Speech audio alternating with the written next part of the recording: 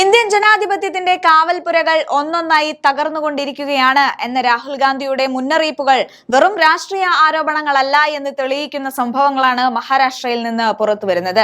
പരാജയപ്പെടുമ്പോൾ രാഹുൽ ഗാന്ധി പരിഭവം പറയുന്നു എന്ന ബിജെപിയുടെ സ്ഥിരം പരിഹാസങ്ങളെ അദ്ദേഹം ഇത്തവണ നേരിട്ടത് കൃത്യമായ തെളിവുകൾ കയ്യിൽ വെച്ചുകൊണ്ടാണ്.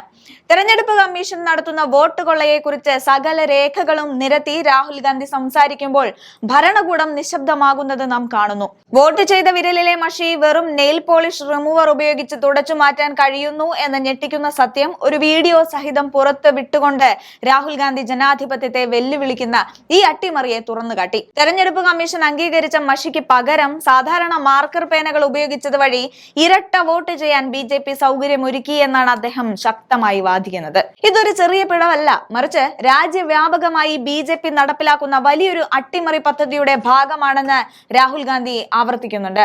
വോട്ടർ പട്ടികയിൽ നടന്ന വൻതോതിലുള്ള അട്ടിമറികളാണ് ഇതിൽ പ്രധാനം. പ്രതിപക്ഷത്തിന് വോട്ട് ലഭിക്കാൻ സാധ്യതയുള്ള ലക്ഷക്കണക്കിന് ആളുകളെ വോട്ടർ പട്ടികയിൽ നിന്ന് ദുരൂഹ സാഹചര്യത്തിൽ നീക്കം ചെയ്തു. ഈ വോട്ടുകൊള്ള വഴി ജനവിധിയെ തന്നെ അപ്രസക്തമാക്കുകയാണ് ഭരണകൂടം ചെയ്തത്.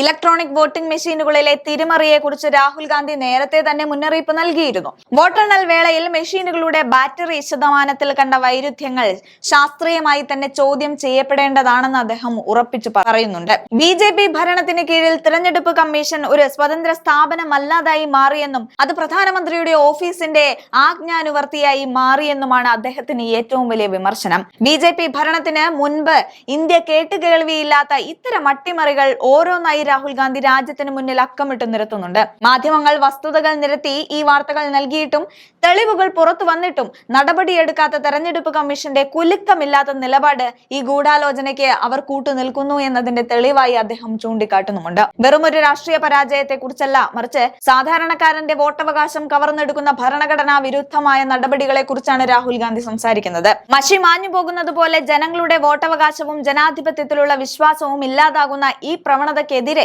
രാജ്യവ്യാപകമായ പോരാട്ടം ആവശ്യമാണെന്ന് രാഹുൽ ഗാന്ധി ഓർമ്മിപ്പിക്കുന്നുണ്ട്.